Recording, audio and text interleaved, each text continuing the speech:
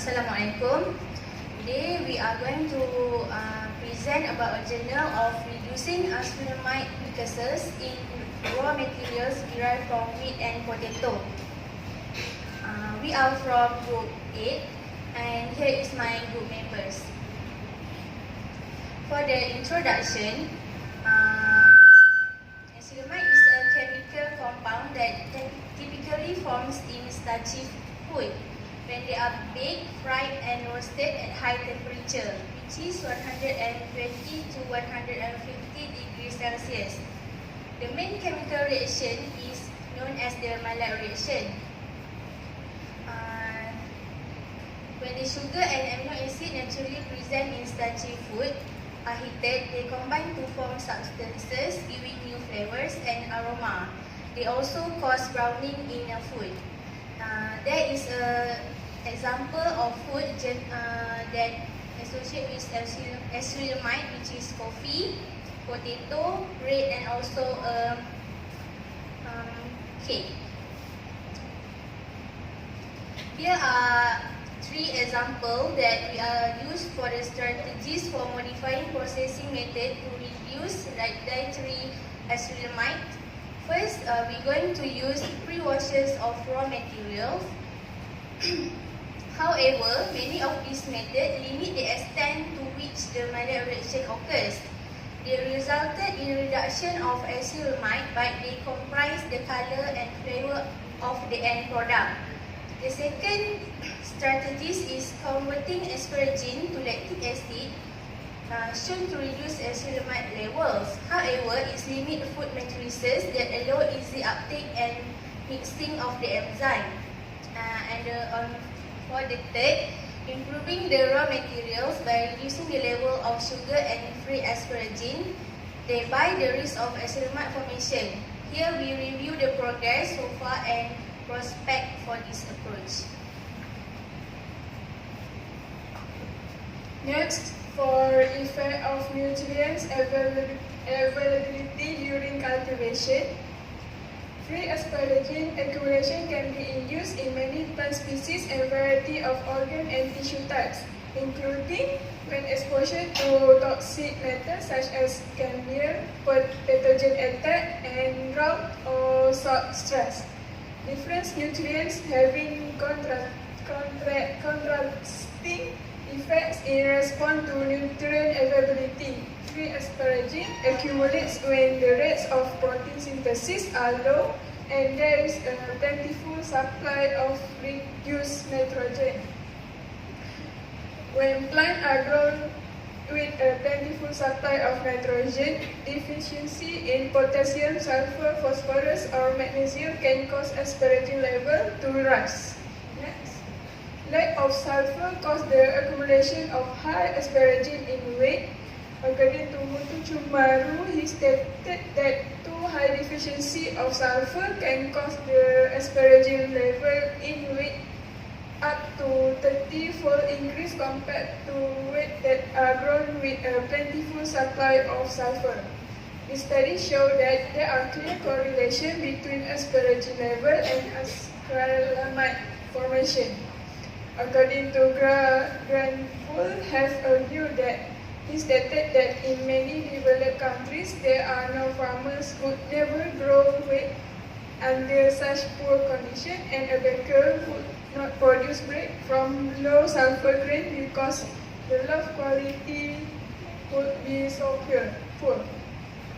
Small amount of wheat can leave a significant impact on acrylamide risk.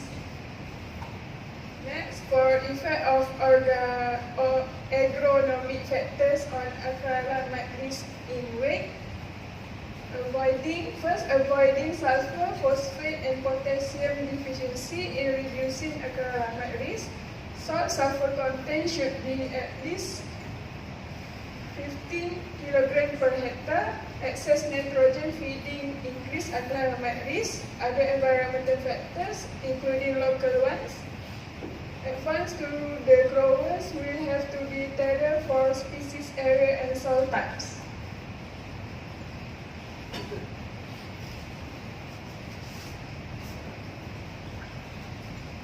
Okay, now I'm going to further explain about effect of nutrient. Dietary acrylamide intake can cause the acute response of wheat to suffer deprivation and consider risky in making wheat.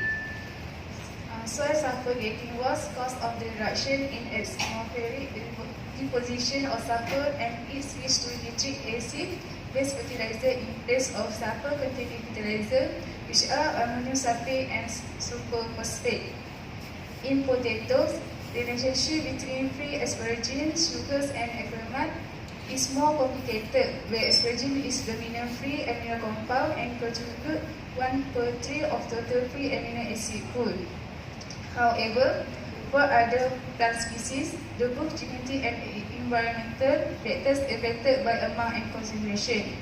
Furthermore, sugar are regarded as limiting with acrylamide formation, but they can accumulate rapidly into both stored at 4 degree.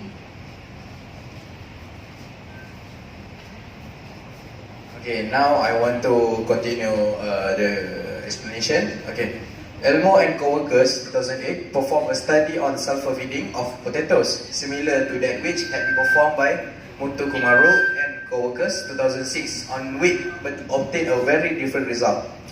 The level of free asparagine did rise in response to sulfur deprivation in one cultivar, but nowhere near as dramatically as it did on wheat, and in two cultivar, it declined. More importantly, even when there was an increase in asparagine, it was exceeded by increase in glutamine.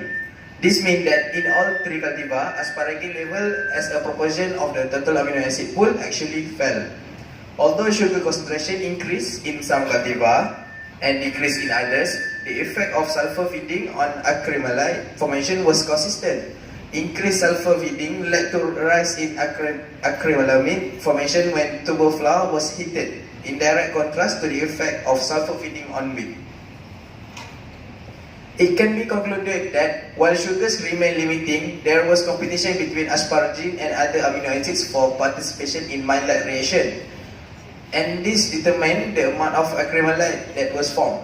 Also, sugar levels were the only parameter that influenced acrylamide formation in potato products. It also raised the possibility of exploiting the effect of other amino acids to mitigate acrylamide risk with reducing asparagine or sugar levels. This has significant implication for potato processing because changes in the amino acids or sugar profile are likely to affect both flavor and color of the final product.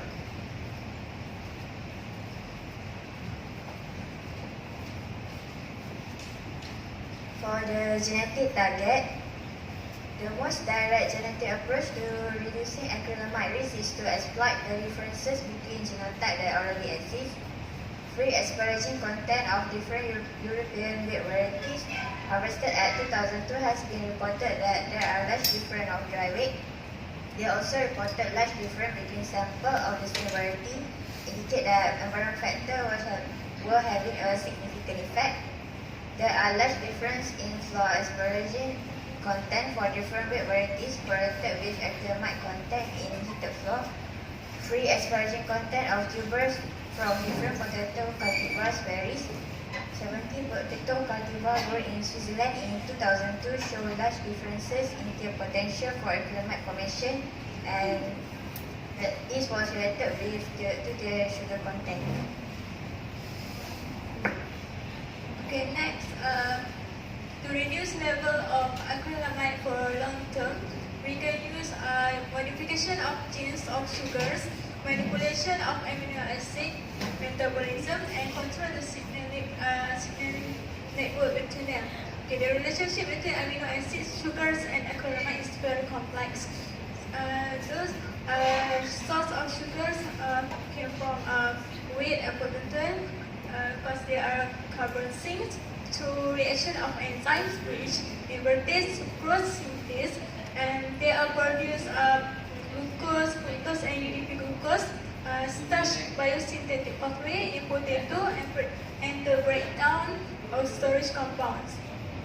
The degradation of starch during cold storage at 4 degrees can be reduced acrylamide level to 80% in potato by using RNA inhibition techniques. Next.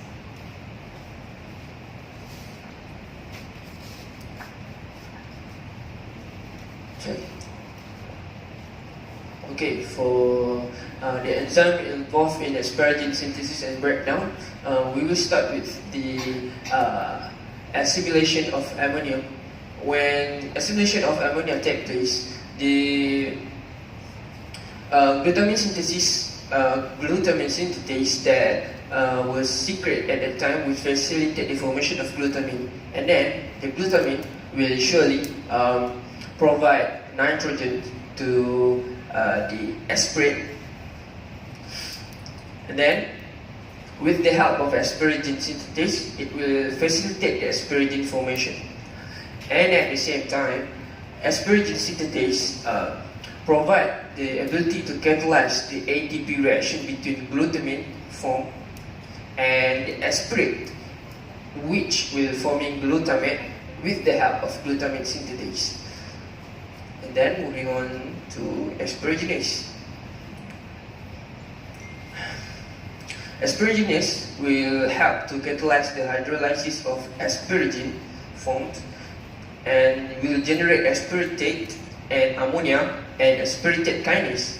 And then at the same time, asparatate and asparatate kinase, asparatate kinase will facilitate aspartate to produce 4-aspartyl phosphate, which the precursor for the ammonia acid, methionine, threonine, lysine, and isoleucine. That figure shows the cycle. The enzyme involved for asparagine synthesis and the breakdown of it.